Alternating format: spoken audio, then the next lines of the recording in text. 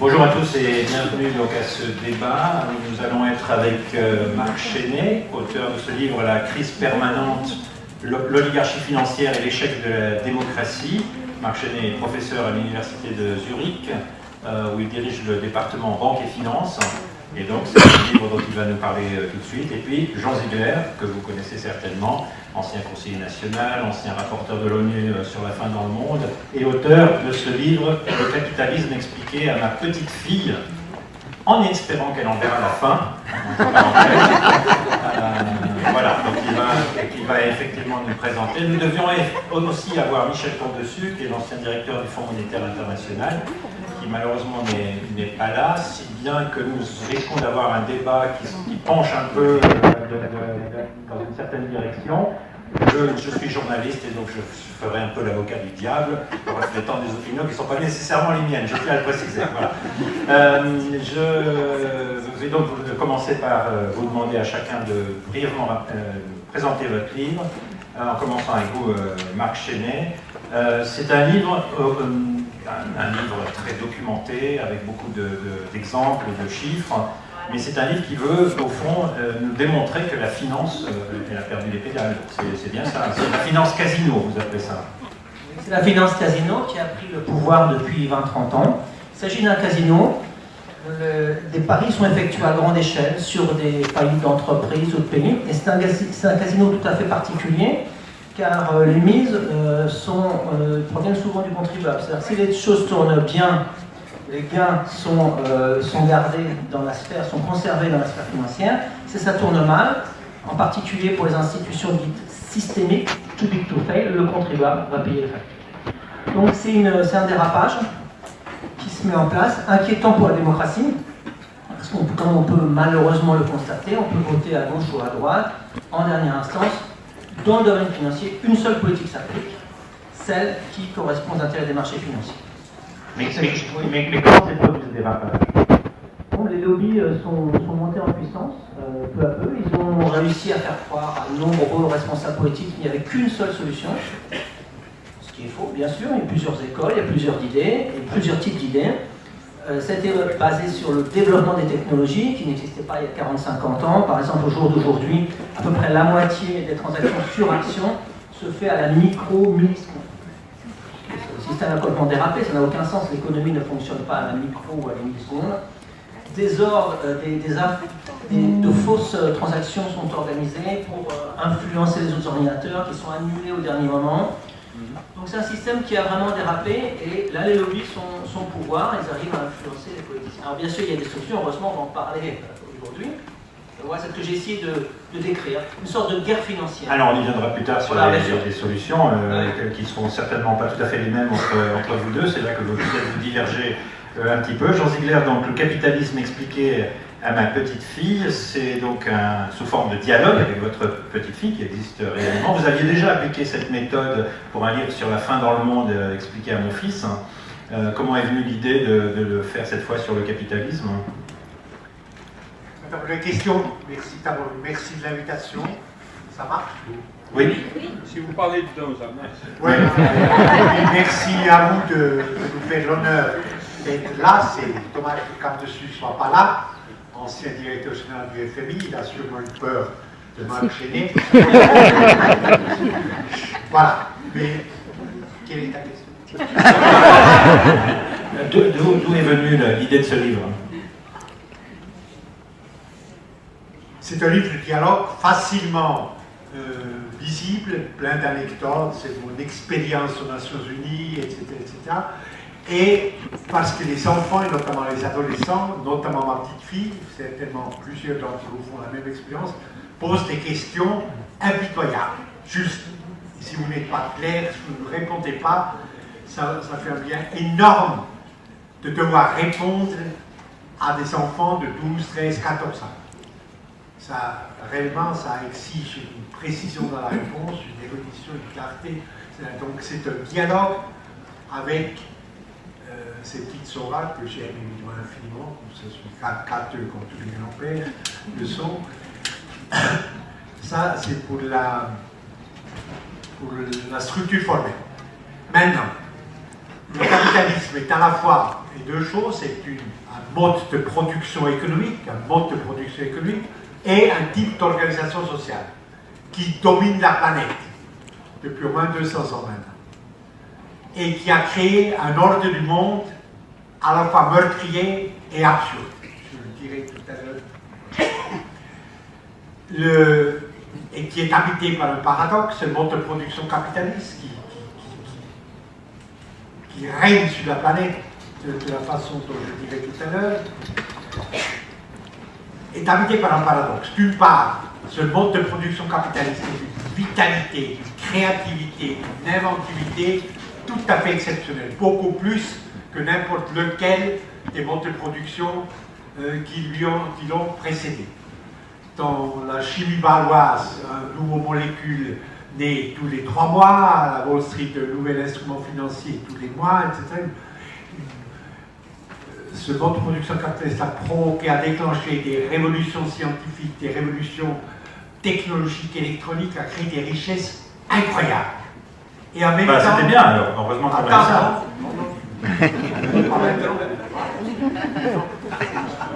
Micro. Vous voulez faire cette observation, c'est pas mal. Des millions de gens sont sortis de la misère, etc. Mais en même temps, ces richesses incroyables qui témoignent, je le répète, d'une créativité, d'une inventivité de ce mode de production capitaliste, ont été accaparées par une très mince oligarchie d'hommes, de femmes, sociétés multinationales, qui dirigent les sociétés transcontinentales privées. Je ne vais pas vous ennuyer avec les chiffres, mais je vous donne un seul exemple. Banque mondiale, l'année dernière, les 500 plus grandes sociétés transcontinentales privées, tous secteurs confondus, banques, industrie, services, etc.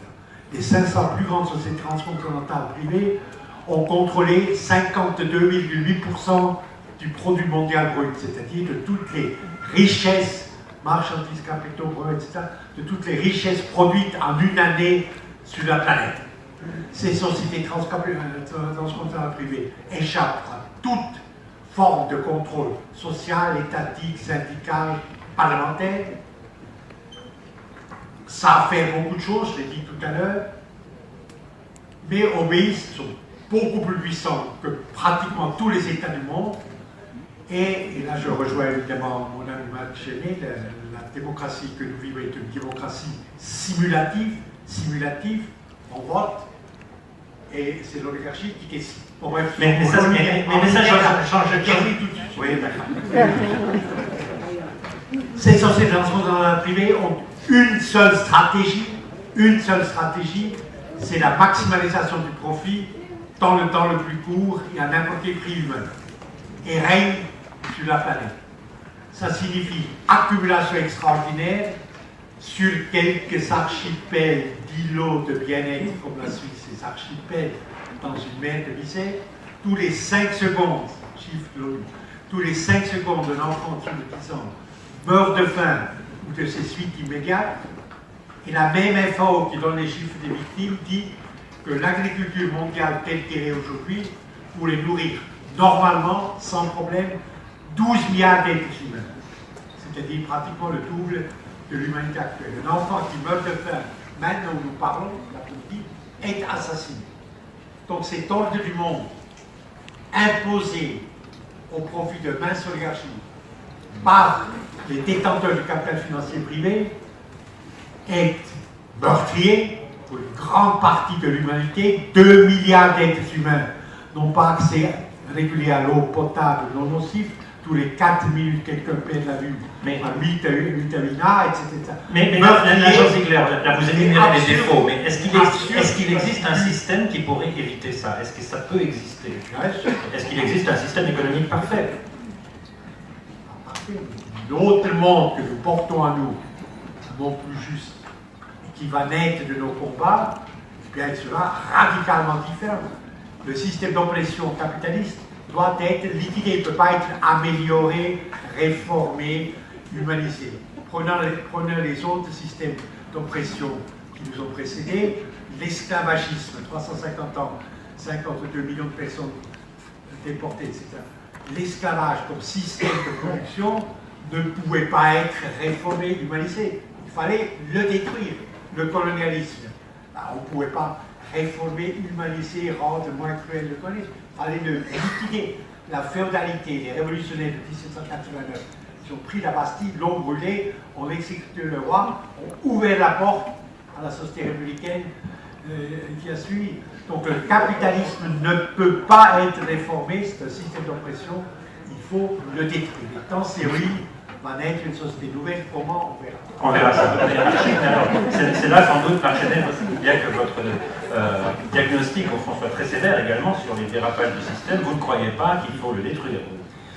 Écoutez, le capitalisme n'est pas une exception. Toutes les sociétés, tous les modes de production, toutes les civilisations qui nous ont précédés ont connu potentiellement 3 phases. Une phase de croissance, une phase de stabilisation et une phase de déclin. Je dis potentiellement parce que certains n'ont pas réussi à atteindre le déclin. La civilisation Inca, par exemple, a été détruite par les Espagnols, les colonisateurs qui arrivaient avant de connaître le déclin.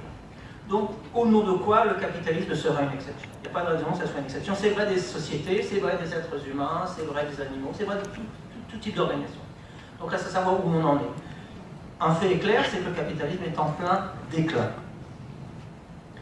Je citais les paris tout à l'heure, la finance casino. Lorsque quelqu'un va au casino, il n'investit pas. Il parie, ce n'est pas un investissement, c'est un pari, ça n'a aucun caractère productif.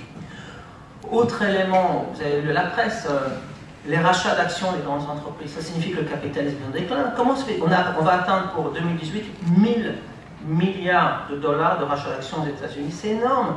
Dans une logique capitaliste, ces sommes devraient être investies. Elles ne sont pas investies. C'est un rachat d'actions. Donc c'est une phase de déclin, il faut changer de paradigme. Le capitalisme n'est pas une exception. Il faut changer de paradigme, trouver d'autres modes de fonctionnement rapidement. Mais pourtant, à la fin de votre livre, vous proposez des réformes. Donc ça veut dire qu'il serait réformable. Des réformes du secteur financier, il faudrait réguler. Vous proposez un impôt sur les transactions financières qui pourrait rapporter beaucoup. Ça suffirait à rétablir le capitalisme ou pas? Ce sont des mesures pour lutter contre la finance casino. La finance casino a pris le pouvoir, donc s'attaquer à la finance casino, c'est s'attaquer à l'ensemble du système, au jour d'aujourd'hui. Ça n'aurait pas été le cas il y a 50 ans, c'est le cas aujourd'hui. Donc oui, des mesures, il y en a, ça c'est une dynamique qui se met en place, mais il faut agir rapidement. Bon, on a vu cet été les TUF qui s'est mis en place, en particulier en Europe. La question environnementale en est une, donc importante, il faut agir rapidement. La question financière qui nous intéresse aujourd'hui en est une autre. Donc vite reprendre, c'est-à-dire les citoyens, les choses en main, avant que le système soit vraiment incontrôlable. L'image qui me vient à l'esprit souvent, c'est une voiture, un camion chargé de produits toxiques et qui irait de plus en plus vite, dans le brouillard. Bon, voilà, c'est un peu ce à quoi on est confronté. Aujourd'hui, il n'y a pas d'accident, il n'y a pas une crise comme en 2008. Ça peut arriver demain, ça peut arriver après-demain, parce qu'il y a de moins en moins de régulation efficace qui permettent de tenir les choses sous contrôle. Voilà. Donc il y a des mesures qui s'attaquent directement à la finance casino. La finance casino est basée sur des transactions, attaquons-nous aux transactions. Ce n'est pas tout à fait le capital financier, encore une fois, ce sont des mises de casino, alors attaquons-nous aux transactions. Si on introduit un impôt ne serait-ce que de 0,1% sur toutes les transactions financières, ça va tuer ces transactions de finance casino d'emblée. Voilà. Mais vous dites pourtant qu'il faudrait taxer, parce qu'on pourrait remplacer tous les impôts existants avec 0,2%. Voilà, il n'y a plus une contradiction, je dis qu'il faut le faire. Ce n'est pas la mesure, c'est une mesure. S'attaquer, encore une fois, à cette finance casino, c'est s'attaquer au sang qui circule dans ce monstre de finance casino. Et le sang, ce sont toutes ces transactions qui sont complètement déconnectées de l'économie.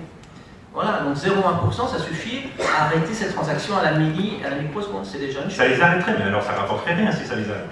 Attention, il y a deux buts qui sont visés là. D'une part, faire décroître, s'attaquer à ces transactions, et d'autre part, simplifier le système. Alors si ça diminue, effectivement, 0,1%, je prends un exemple, supposons que 80% des transactions disparaissent, à l'étranger disparaissent. Au lieu de travailler avec 0,1%, il faudrait multiplier ce seuil, ce taux par 5, 0,5%, ça serait déjà bien inférieur à la TVA. Si vous voulez, le système fiscal est basé sur une époque, 100 ans, 150 ans, où c'était le travail, les revenus qui étaient taxés. Aujourd'hui, on a changé, les journalistes parlent beaucoup de digitalisation. Donc, au lieu de taxer le travail, taxons les transactions financières. Alors, il y a un micro disponible. N'hésitez pas à lever le bras si vous souhaitez poser une question. Vous pouvez le faire dès maintenant si vous le voulez. Bah, allons-y. Où est le micro?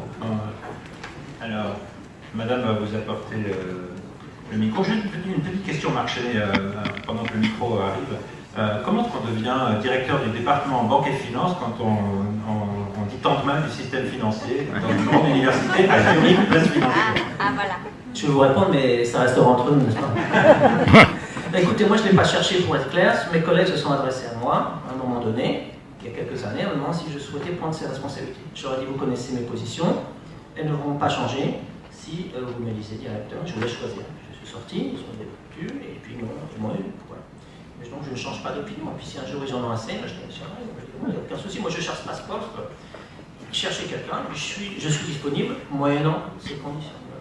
Mais bon, c'est bien. C'est à leur honneur. Oui, c'est tout à fait à leur honneur. Vous savez, on dit en économie, si vous parlez avec 2 économistes, vous aurez 3 opinions différentes, chacun son opinion. Et en Suisse, au moins, il y a un pays où les universitaires peuvent s'exprimer. C'est pas toujours le cas ailleurs. Donc, bon, bah, ils doivent le faire. Parce que si les professeurs ne s'expriment pas, qui va s'exprimer? C'est triste si les professeurs ne le font pas. Et beaucoup se cachent dans leur bureau. Moi, je ne vais pas le faire. Je ne vais pas attendre de prendre ma retraite pour parler. Madame. Oui, bonjour, Lynn Mackenzie. Vous avez bien posé beaucoup de points concernant les défauts du capitalisme, les deux. Il me semble qu'il y a un point qui n'a pas du tout été posé, c'est l'ignorance totale du travail qu'on appelle parfois le care, ou le travail non rémunéré. Et le capitalisme s'est complètement construit en ignorant totalement tout ce qui a été effectué, qui est absolument nécessaire dans la majorité par des femmes, et qui aujourd'hui nous pose vraiment des grandes interrogations, puisque ce travail continue d'être ignoré par le système, hein, et toutes nos assurances sociales et autres ont été construites en ignorant totalement ce travail de care. Donc il y a l'environnement, il y a les défauts du système financier, mais j'aimerais bien qu'on pose aussi cette ignorance par le capitalisme, donc, au travers du calcul par exemple par le PIB, l'ignorance totale de tout ce travail non rémunéré ou de care, comme on l'appelle, et donc de la question d'égalité homme-femme. Qui veut répondre? Jean? Oui, c'est une très très bonne question. Vous avez le constat que vous faites est juste, le travail volontaire, ce formidable travail que font dans l'anonymat des dizaines et probablement des centaines de milliers de personnes chez nous, visiteurs à l'hôpital, etc., qui est admirable, évidemment, est totalement éliminé du champ de vision capitaliste, du champ organisationnel capitaliste. Le capitalisme, c'est la concurrence, c'est la guerre, c'est l'écrasement du faible par le fort, c'est le riche qui se sont récompensés par le légitime parce qu'il est riche, c'est la violence, et c'est l'exact opposé de la valeur de solidarité, de réciprocité, de complémentarité qui doit organiser la vie parmi les hommes et qui était à la base de la Confédération helvétique, par exemple, la Constitution qui nous régit encore de 1888 est une question d'équilibre, de redistribution du revenu national, de solidarité, de réciprocité entre les hommes, etc.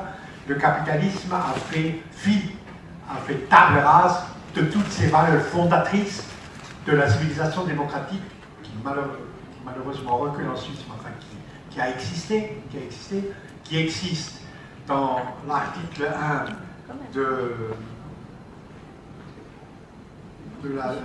des droits de l'homme des Nations Unies. Tous les écrivains sont vaniteux, aiment se citer eux-mêmes. Je peux le laisser. Non, c'est mieux que moi je le L'article 1. Micro. L'article 1, la Déclaration universelle des droits de l'homme de 48, de la Suisse en 2002, quand on est entré aux Nations Unies, beaucoup trop tard, a dû signer, comme aussi les 193 autres États, dit, l'article 1 dit, tous les êtres humains naissent libres et égaux en dignité et en droit. Ils sont doués de raison et de conscience et doivent agir les uns envers les autres dans un esprit de fraternité. Et l'article 3, tout individu a droit à la vie, à la liberté et à la sécurité de sa personne. Les hommes, les femmes doivent se rencontrer dans un esprit de fraternité. C'est la contradiction radicale avec les principes fondateurs du capitalisme: exploitation, maximalisation du profit, domination les uns par les autres. C'est l'autre monde, c'est la rupture totale avec le... Mais un libéral vous parlerait de responsabilité individuelle. Connerie. Ça veut rien dire responsabilité économique quand les rapports entre les hommes sont inégalitaires, sont basés sur la domination. Et ça commence très très tôt. À part Sora, qui est une merveille, j'ai un petit Théo qui, je me rappelle, quand il était revenu de l'école de Cholet la première fois, m'a dit « Ah, j'ai eu un 6 et Tristan n'a eu qu'un 5, etc. Je l'ai engueulé comme du poisson pour il n'a pas compris. Ça commence très très tôt à l'école. Ah, je suis plus doué que l'autre, j'ai dépassé, etc. Toutes ces perversions de l'esprit humain, l'inégalité institutionnalisée et légitimée par une sorte de loi objective de l'histoire, contredit radicalement ce qui est notre constitution originelle. L'homme, je ne peux pas te prendre la parole, l'homme est le seul être humain, le seul être sur Terre qui a une conscience de l'identité. Quand un chien voit un autre chien qui est battu, rien ne se passe. Si un homme, un être humain, quelle que soit son origine ethnique, sa religion, ses convictions politiques, etc., voit un enfant devant lui qui est martyrisé, battu, lié dans son humanité, quelque chose en lui s'effondre. La constitution, la conscience de l'identité est consubstantielle à l'être humain. Quand il arrive sur Terre, il est constitué par cette conscience de l'identité. La théorie néolibérale, l'idéologie néolibérale, qui est la théorie justificatrice, légitimatrice des oligarchies du capital financier globalisé, dit exactement le contraire. Il dit, l'idéologie néolibérale, il y a une seule instance régulatrice sur la planète, c'est la main invisible du marché. Et les forces du marché obéissent, non pas à la volonté des hommes, mais à des lois de la nature. Et tout ce que l'homme peut faire, c'est de s'adapter à soumettre, fonctionnaliser, devenir fonctionnel par rapport à ces forces de la marché. Et cette théorie néolibérale que mon ami Bourdieu a appelée le nouvel obscurantisme, qui agit comme le sida, disait Bourdieu. D'abord, il détruit les forces militaires de résistance de l'individu, puis il tue. La théorie néolibérale a bétonné notre conscience collective et fait que, par exemple, les Suisses, qui ne sont pas des moutons, qui ne sont pas des imbéciles, les Suisses, enfin pas tous, les Suisses, non, c'est probablement un des peuples certainement les plus politiquement formés, conscients de la planète. Vous prenez, et dans mon livre, je l'ai fait rapidement, vous prenez les 2 dernières années des votations populaires, secrets, normales, sans tricherie, etc. Eh bien, les Suisses ont voté en permanence contre leurs intérêts les plus librement contre leurs intérêts les plus évidents, sous le diktat des oligarchies, contre l'augmentation de la rente à l'Est, contre le salaire minimum, contre la caisse maladie qui aurait fait baisser de 30% les cotisations, contre une réduction des salaires des managers à 10, contre une semaine supplémentaire de vacances, contre leurs intérêts évidents. Bon, on ne va pas refaire les non, mais il y a une aliénation que le néolibéralisme, par Blocher imposé, a imposé à notre conscience collective, et tout ce qu'il faut faire, nous, les démocrates, nous intéressés, nous, toi, qui est payé par les travailleurs pour penser, c'est de détruire cette conscience aliénée, faire renaître la conscience de l'identité, et alors nous arrivons à une société qui valorise et qui prend comme où sont la solidarité, la réciprocité, la complémentarité entre les individus. Marc Chenet, une réponse et puis ensuite une question. Donc brièvement, pour rebondir sur ce concept de responsabilité individuelle que vous avez mentionné, effectivement, elle est souvent mise en avant par les grandes banques et les tenants du néolibéralisme, mais ce concept de too big to fail va à l'encontre de la responsabilité individuelle. Comment se fait-il qu'au jour d'aujourd'hui, il y a environ une trentaine d'institutions au niveau mondial, 30 banques, dont 2 en Suisse, je ne citerai aucun nom, qui sont too big to fail, qui sont systémiques, c'est-à-dire qu'ils sont sûrs, ils sont persuadés qu'elles ne tomberont jamais en faillite. Donc là, ça crée de mauvaises incitations, prendre des risques et le contribuable paiera la facture, et puis ça s'inscrit à l'encontre directement des principes dans lesquels ils se drapent, à savoir le libéralisme. Et puis vous mentionnez des exemples de dirigeants qui, même si leurs sociétés ont des mauvais résultats, empochent des sommes faramineuses. Je cite juste un chiffre parce qu'il m'a frappé, et puis je vous donne la parole. Les 20 directeurs de fonds spéculatifs les mieux rémunérés au monde donc, ont perçu en moyenne 1,1 milliard de dollars. Milliards, pas millions, milliards. Milliards en une année, hein, soit près de 25 000 fois le salaire moyen, et cela donc quels que soient les résultats financiers. Une question là-bas, non, c'était... Ah ouais, d'accord. Voilà. Ok, mais Alors, après. Voilà, une série. D'accord. Oui.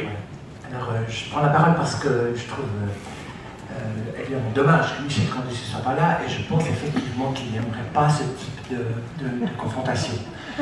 Il faut dire qu'il y a une quinzaine d'années, j'ai invité à Le Moindre de l'université, il est venu à Lausanne, et puis on avait fait un panel d'étudiants qui lui posaient des questions. C'était assez rigolo parce que c'est à ce moment-là que la relative amitié que j'avais avec Regard Critique s'est totalement éteinte, parce que la gauche était furieuse et ils avaient promis de l'entarter, je ne sais pas comment tarter. On a dû faire appel à deux hommes de la sécurité là, pour essayer de calmer le jeu. Il n'y a pas eu d'agression sur Canduce, mais c'était prévu. Il y avait des grandes banderoles en disant vous êtes un affameur, un criminel, etc. C'était intéressant. Et je dirais au débat qu'on a maintenant avec M. Ziegler et M. Chenet, c'est la position, je pense, qu'aurait défendu Canduce, en tout cas il l'avait fait sur le moment, c'est qu'il disait vous ne pouvez pas savoir le nombre de catastrophes que j'ai évitées grâce à ma relation intime avec tous ces grands messieurs. Donc sa position, une position de catholique pratiquant d'ailleurs, d'homme de droite, en tout cas de tradition, c'était de dire à l'intérieur d'un système pervers, si j'y suis, je peux éviter des choses dont personne ne connaîtra jamais l'existence parce que je les ai empêchées à la source. Et il avait donné un exemple précis au Congo avec Kabila, ou je ne sais pas lequel c'était qui était là, donc ça touche aussi le travail de M. Ziegler.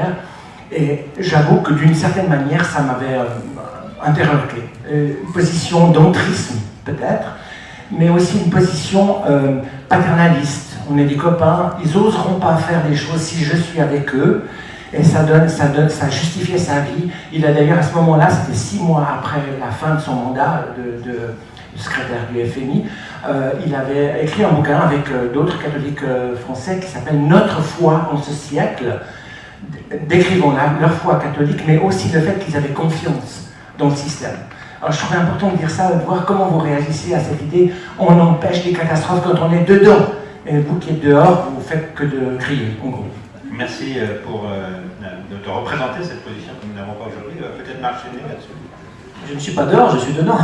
Je suis dans l'attente, je suis à l'université, je ne suis pas dehors. Je suis dedans, mais justement, c'est en étant dedans que je parle. Parce que je ne suis pas professeur de philosophie ou d'histoire. D'ailleurs, j'ai le plus grand respect pour mes collègues. Je suis professeur de finance.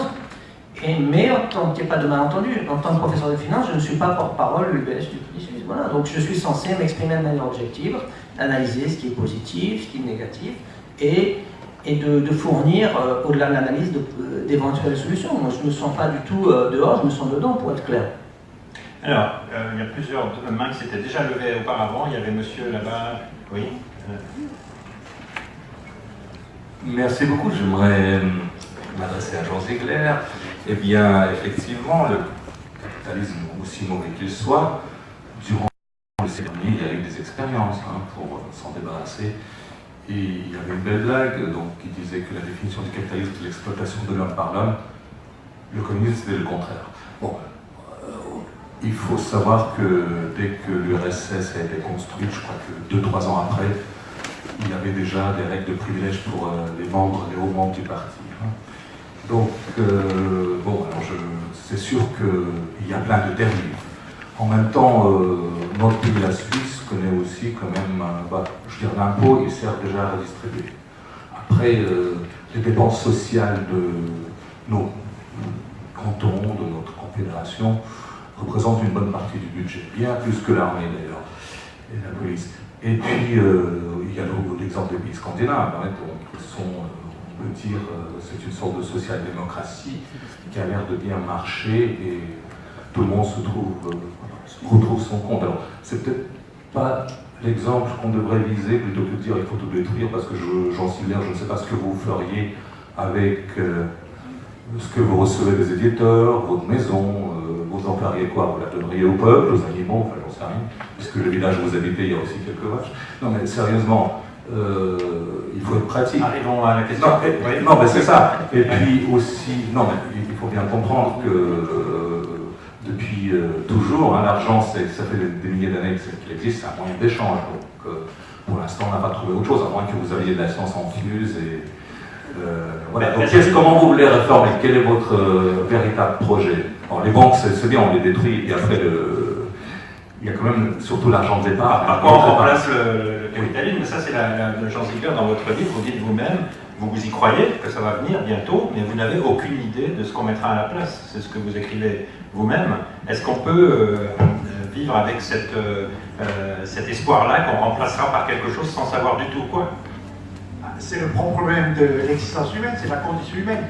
Nous savons dans notre conscience, la seule chose que nous savons, c'est ce que nous ne voulons pas. Je ne veux pas vivre sur une terre où tous les 5 secondes, terre qui déborde de richesse et tous les 5 secondes, un enfant meurt de faim. Je ne veux pas de ça. Je ne veux pas être bénéficiaire d'une vie, de tout à fait raison, magnifique, vraiment. Je suis heureux de famille. J'ai toujours mangé, les cellules cérébrales se sont développées, etc. Les banques ont essayé de m'écraser par 9 procès, ils n'ont pas réussi. J'ai des grands éditeurs, etc. Privilège incroyable. D'accord. Personnellement. En général, la Suisse, des privilèges multiples, un peuple privilégié. Bon, il y a la misère, pour 420 000 personnes, selon Caritas, mais privilège, ça je le reconnais totalement, qui m'engage à lutter pour ceux qui meurent dans la nuit sans pouvoir se défendre. Sans pouvoir se défendre. Saint-Exupéry a dit il n'y a pas de mesure commune entre la lutte libre et l'écrasement dans la nuit. Bon, les 3/4 de l'humanité se fait écraser dans la nuit. La liberté n'existe pas pour 3/4 des personnes de cette humanité qui n'a qu'une hantise. Comment vivre jusqu'au lendemain? Comment pouvoir nourrir mes enfants? Comment survivre? Liberté, nous l'avons, c'est un luxe, un privilège étrange, minoritaire sur cette planète. Il faut donc lutter. Alors, vous avez évoqué là les expériences dites communistes, je les recuse totalement. Ça n'a rien à voir avec le monde nouveau que nous allons créer dans les ruines du capitalisme détruit. Mais qui gouvernera ce monde nouveau? Il faut lire mon livre, le Mais je n'ai pas la réponse. Il ne doit pas être dans la réponse. S'il y a un intellectuel qui je vais vous montrer l'horizon du monde nouveau, celui-là, il faut le chantrer, c'est nul. La seule chose que nous ayons, c'est les leçons de l'histoire. Les leçons de l'histoire. Il y a 2 problèmes. Un qui est appelé, qui a été analysé magnifiquement dans la critique de la raison politique par Sartre, c'est le problème de l'incarnation, mystérieusement. À quel moment le désir du tout autre, le désir de justice, du bonheur pour tous, des richesses partagées, de la liberté partagée pour tous les 7,3 milliards d'êtres humains que nous sommes sur la planète, va-t-il se transformer, s'incarner dans une force matérielle? À quel moment va une idée, une utopie, un désir collectif profond, qui est clairement formulé, va-t-il s'incarner, se transformer en une force matérielle. Ça, c'est pas, je ne sais pas quand ni comment, mais ça s'est passé dans le passé régulièrement.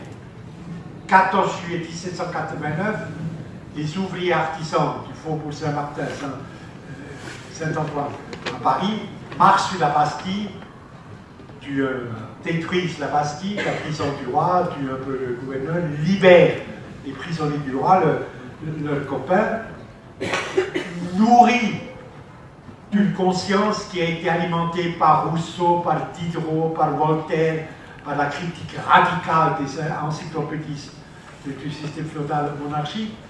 Cette conscience, ils portaient en eux l'incarnation, c'était le moment où la Bastille est prise et où la monarchie s'effondre, le roi ensuite. Et ça n'a pas forcément amené que des bonnes choses, cette révolution, non plus, on pourrait dire. Attends, laisse-moi parler. Un peu, non, un peu. Non, c'est des choses importantes, les questions que vous posez, c'est important. L'incarnation, elle va avoir lieu. Mais à ta question, on ne peut pas savoir quand. Mais comment se fait-il, Et ensuite, on ne sait pas ce que la liberté libérée dans l'homme va faire si le 14 juillet, au bord de la Seine, il avait un journaliste de 24 heures. Ça existe encore pendant quelques mois même.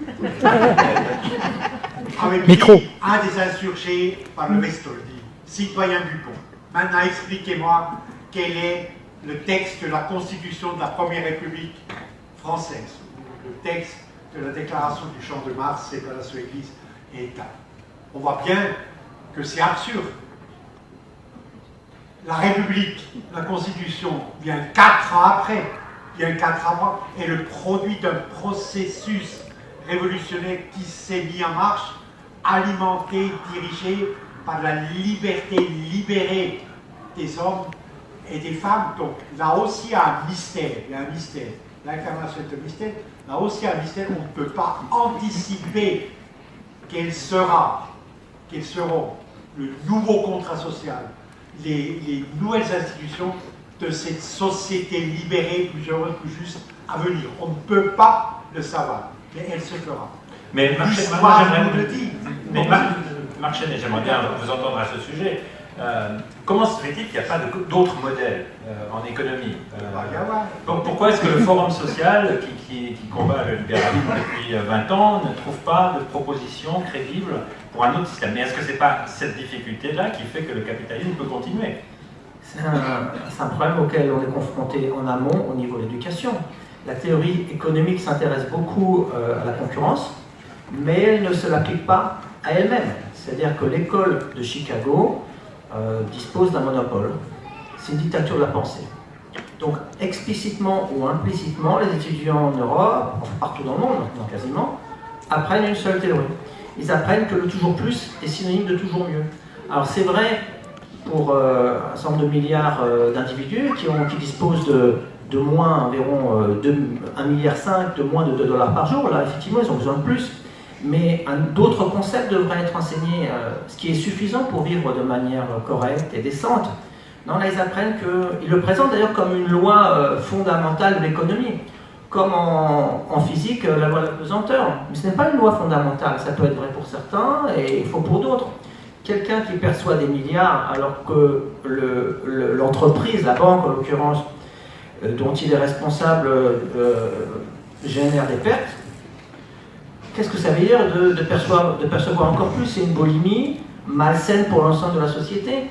Donc il faut changer au niveau de l'éducation, en amont déjà, les manières d'enseigner. Bien sûr, il y a l'école de Chicago, il faut la présenter, mais il y a d'autres écoles dans le passé. Et puis il faut peut-être quoi alors? Et puis il faut peut-être en créer une nouvelle, parce que chaque école correspond à une époque. Donc aujourd'hui, on est confronté à une époque que Keynes n'a pas connue, que Marx n'a pas connue, que les libéraux n'ont pas connue. Caractérisée encore une fois par la prise du pouvoir par un certain nombre d'institutions.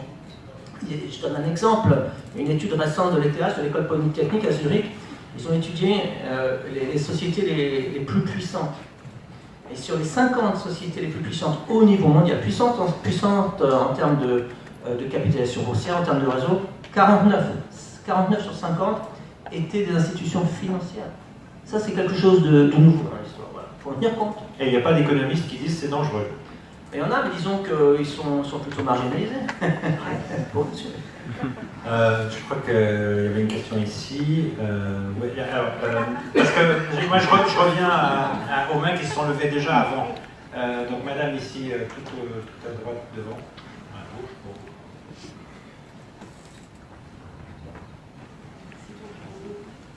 Bonjour, Dominique Dubourg. Dans le micro.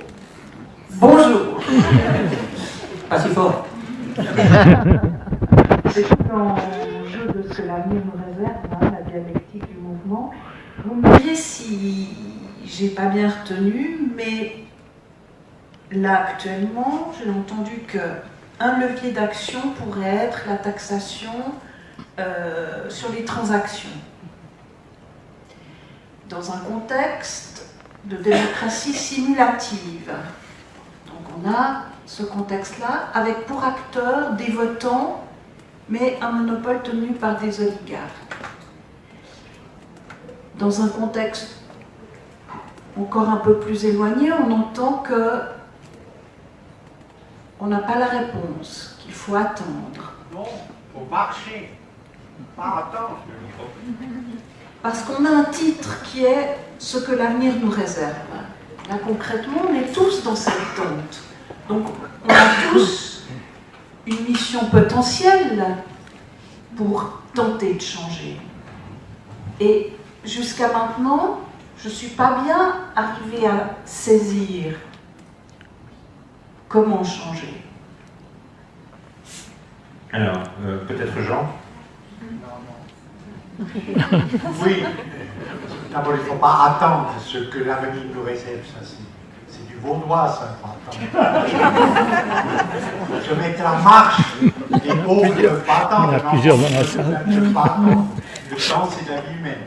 Donc, il y a, je suis totalement d'accord avec les analyses du grand professeur à ma droite. Évidemment, il y a des choses que la raison commande immédiatement. Je reviens au système bancaire. Le produit national, le PNB suisse, le produit national brut de la Suisse, est 550 milliards de francs. Énorme. On a des riches, puissants, travailleurs, inventifs,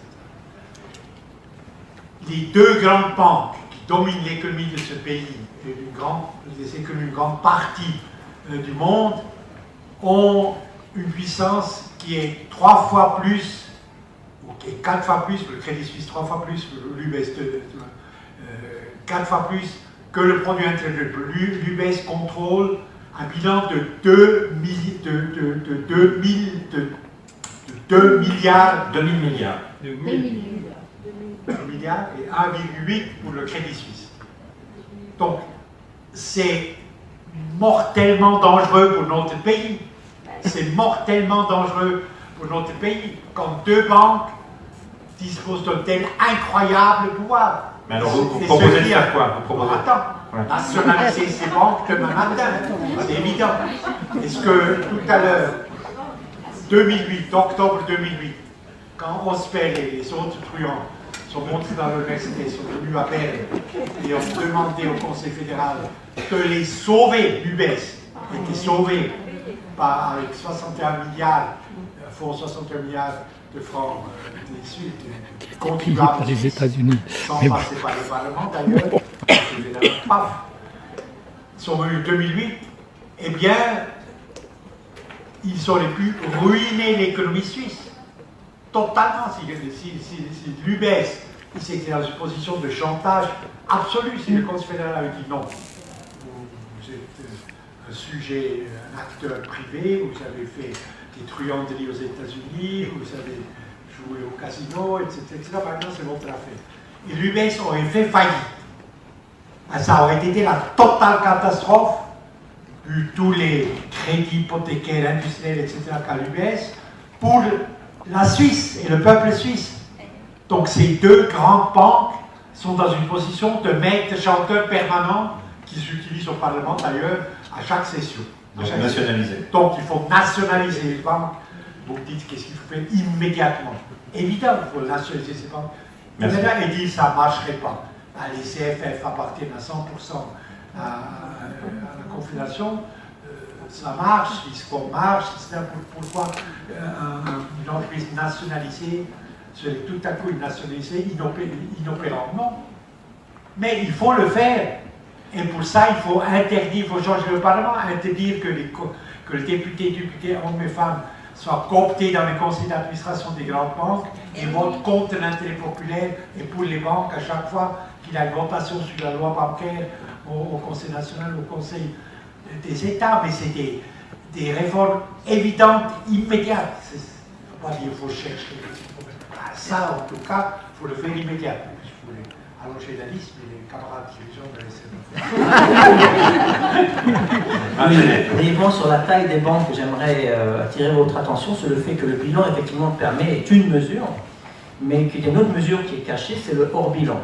Le hors-bilan, c'est tout ce qui n'est pas dans le bilan, par définition, et le hors-bilan des grandes banques, tant en Suisse qu'à l'étranger, est énorme. Alors, les journalistes en parlent très peu, c'est complexe, c'est opaque. Il y a tous ces produits structurés, dérivés, qui sont dans leur bilan. Mais juste pour vous donner une idée, parce que déjà le rapport entre le bilan et le PIB suisse est surprenant, mais leur bilan, c'est 10 fois, 20 fois, 30 fois le bilan. Il faut savoir. Donc c'est encore plus disproportionné qu'on ne le pense. Alors, essayer de résoudre ce problème, c'est déjà s'assurer que des institutions qui sont systémiques ne soient plus. Comment se fait-il que, encore une fois, 30 institutions au niveau mondial soient sûres de ne jamais en tomber en faillite? Il faut que, comme les autres institutions, comme les autres entreprises, qu'elles tombent en faillite si elles prennent de mauvaises décisions. Donc voilà, c'est une mesure toute simple. Réduire la taille des banques, qui sont effectivement, pour la Suisse, des deux grandes banques. Je ne parle pas toutes les banques, des deux grandes banques, qui sont disproportionnées, complètement disproportionnées et inquiétantes. En fait, elles disposent d'une assurance gratuite. Vous avez une voiture, vous payez une assurance. Là, elles ont une assurance gratuite et c'est nous qui payons, nous, contribuables. Il faut le savoir, sans qu'on nous ait demandé notre avis. C'est vrai en Suisse, c'est vrai à l'étranger. Est-ce qu'on est d'accord? Moi, je ne suis pas comme ça. Alors, il y a plusieurs questions encore. Monsieur Gamba a le micro, puis après, il y avait par ici, mais je suis désolé, je crains que tout le monde n'y arrivera pas, mais allez-y, monsieur. Bonjour, messieurs. En fait, ce que vous écrivez, semble-t-il, c'est plutôt une faillite de la démocratie que du système libéral. Puisque moi, qui suis français, quand vous parlez de nationaliser, ça me laisse un petit peu rêveur. Vous parlez des CFF, moi je vous répondrai à la SNCF.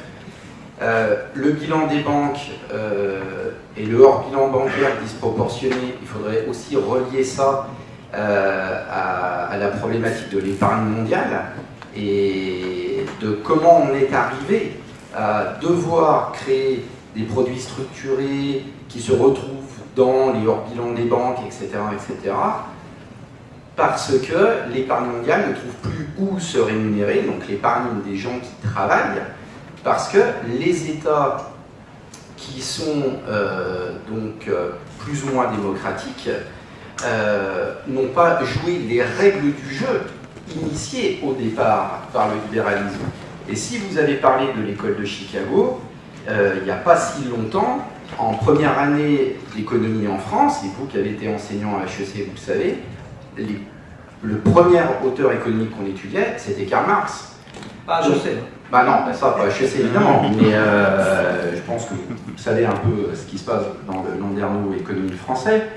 Voilà, et Jean Tirole le pointe très bien sur la faillite de l'enseignement de l'économie, en tout cas en France. Et vous, monsieur Ziegler, quand vous dites qu'un enfant meurt toutes les 5 secondes, je ne suis pas persuadé qu'un enfant meurt toutes les 5 secondes en Suisse, en France, en Allemagne ou en Angleterre, ou aux États-Unis, qui sont quand même des pays qui, pour le coup, sont plutôt libéraux. Donc, la question, s'il vous plaît. Oui, donc, est-ce que ce que vous décrivez, c'est pas finalement une remise en cause de la structure organisationnelle qui est donc la démocratie, puisque finalement, c'est la fondation institutionnelle sur laquelle repose le modèle économique qui doit être revu, et pas, de ce fait, le modèle économique en tant que tel. Est-ce que la démocratie va être en mesure de mettre fin au capitalisme, au fond, Jean Ziegler? Écoutez, le Che Guevara a dit les ah oui. Vous citez le Che Guevara a dit les murs les plus puissantes tombent par des fissures. les murs les plus puissants tombent par les fissures. Et Marx a dit, le révolutionnaire doit être capable d'entendre pousser l'herbe. D'entendre pousser l'herbe. Une chose extraordinaire se passe sur cette planète. Un nouveau sujet historique est en train de naître, la société civile planétaire, qui se rencontre tous les ans en été au Forum social mondial, qui est fait de myriades de tailles tout à fait différentes, de mouvements sociaux, la Via Campesina, qui réunit 121 millions de petits paysans métayers, journaliers agricoles du Honduras jusqu'aux Philippines, le mouvement TATAC qui lutte contre, qui veut instaurer la taxe Tobin contre le capital spéculatif, Greenpeace, Amnesty pour les droits de l'homme, un formidable mouvement de femmes pour mettre fin enfin à la discrimination sexuelle, etc. Cette levée de ces mouvements fait une lutte sur des fronts tout à fait différents, toujours contre le même système d'oppression capitaliste, fait des progrès formidables au niveau de la conscience et au niveau des résultats du rapport social effectif. Et progresse formidablement, et porteur de cet espoir que nous portons en nous. Ça, c'est absolument certain que ce n'est pas l'État national qui est invalidé, totalement dominé. La première chose que Mme Merkel ou Macron, Trump font le matin quand ils vont au bureau, Trump, paraît-il, c'est à 2h de l'après-midi, c'est qu'ils regardent les cours de la bourse de la veille. Pour la bourse de la veille, pour savoir quel est l'espace millimétrique qu'eux-mêmes ont pour leur politique d'investissement fiscal, etc. Donc les maîtres du monde, c'est vraiment les oligarchies du capital financier globalisé, et 1000 indices peuvent vous le prouver. Mais nous, la société civile, nous sommes porteurs de cet espoir. Alors chacun là où il est, chacun là où il est pour peu de temps d'ailleurs, on vit peu de temps malheureusement. Alors on doit s'engager l'intellectuel en créant la raison analytique, le syndicaliste en organisant la résistance sectorielle, la femme luttant pour enfin l'égalité des droits, etc., etc. Et là, il faut se mettre en route. Et cette route, dernière citation, Jean Jaurès, je cite que les socialistes, c'est mieux. Jean Jaurès a dit « La route est bordée de cadavres, mais elle mène à la justice ». On arrive presque au bout. Marc Chenet, une petite réponse, et puis je me permettrai de poser une dernière question qui me paraît essentielle. Oui, très rapidement pour répondre, oui. Monsieur, je crois qu'il y a un malentendu. Il suffit de lire, de se donner la peine de lire les œuvres de base du libéralisme, von Mises, le libéralisme, pour comprendre que la société actuelle se drape dans ses habits, mais ne l'est pas. Encore une fois, je reprends les exemples. 30 sociétés au niveau mondial sont sûres de jamais tomber en fait. Ce n'est pas du libéralisme. Monsieur Brian Dugan, ancien directeur du Crédit Suisse, qui perçoit 20 millions de francs suisses par an, le cours de l'action perd 70% en 8 ans et qui disparaît après, quelque part dans le monde, ce n'est pas du libéralisme. Les choses soient claires. Donc c'est autre chose, ça c'est de l'escroquerie en l'occurrence. C'est pas du libéralisme, les choses soient claires. Alors désolé pour toutes les personnes qui lèvent la main, parce que là il reste 3 minutes. Il faut, alors voilà, on va redire de lire les livres à la fin. Il y a une chose que je trouve peu présente dans vos livres, elle l'est un petit peu dans le vôtre, Jean Ziegler, elle ne l'est pas dans le vôtre, mais je comprends que ce n'est pas le propos. Mais au fond, est-ce que ce qui mettra fin au capitalisme, ce n'est pas la crise écologique, avec l'épuisement des ressources, avec l'épuisement des océans, des terres, le réchauffement climatique? Est-ce que ça ne va pas forcément amener la crise du capitalisme? Ça risque de faire tout disparaître. Pour être clair, malheureusement, le capitalisme est nous avec. Donc il faut faire attention. Parce que, je veux dire, une augmentation de la température de 4 ou 5 degrés à la fin du siècle, ça c'est le scénario actuel, le scénario Trump. Ça veut dire, ça risque de vouloir dire la fin de la civilisation, pour être clair. C'est pas plus 0,5 degrés, 4,5 c'est énorme. Il faut en être conscient, c'est dangereux. Jean?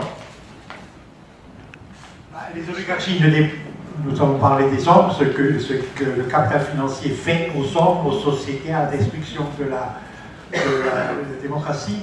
Mais évidemment, une autre victime, c'est la planète. C'est la planète alors. Mais est-ce que c'est pas la plus grave finalement? Plus grave, plus empoisonné, ou plus menacé par un djihadiste, l'insécurité, c'est la même chose. Mais non, le capitalisme est meurtrier, mortellement dangereux. Pour les humains, il est mortellement dangereux pour la planète.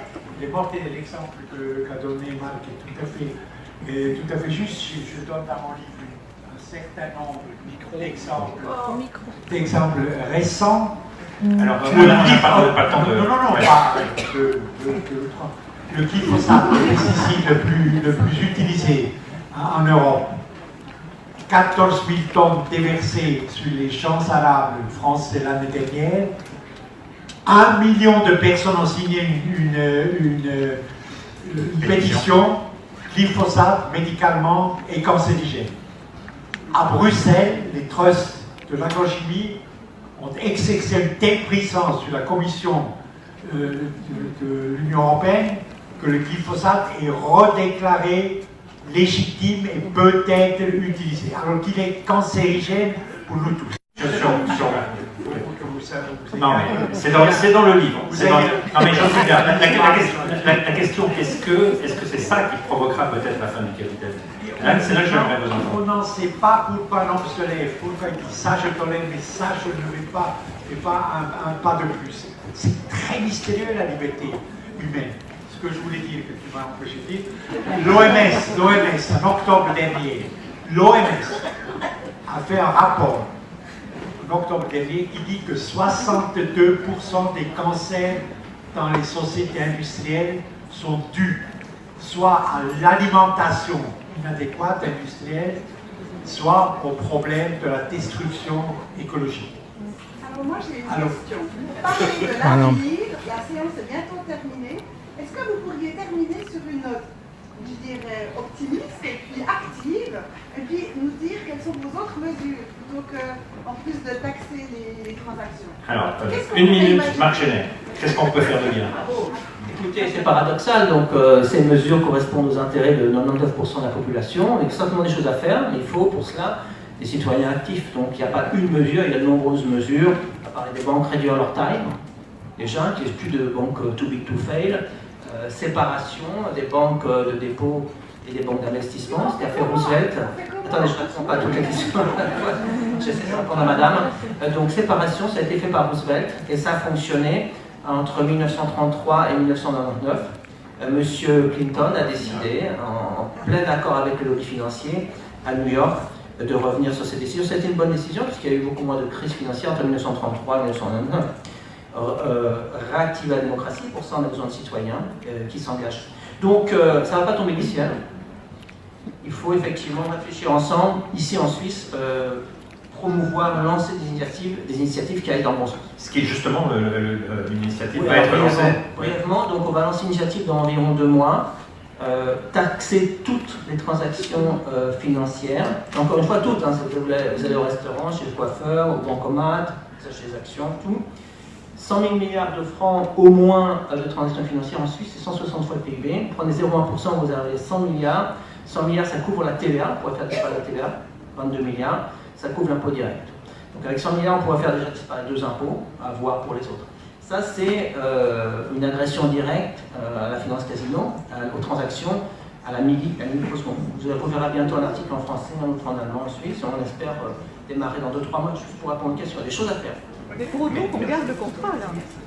Pardon ? Et pour autant qu'on en garde, nous, le contrat, et que les citoyens arrivent à garder. Pour autant qu'on garde le contrat. Voilà, mais c'est une initiative populaire, c'est pas une initiative d'un parti ou d'un sponsor, c'est une initiative populaire. Il faut que ça reste comme ça. Mais merci beaucoup. gérer ça, donc nos politiques, qui eux sont influencés par les lobbies, et par leur... Alors la discussion pourra continuer. Merci beaucoup pour d'être venu.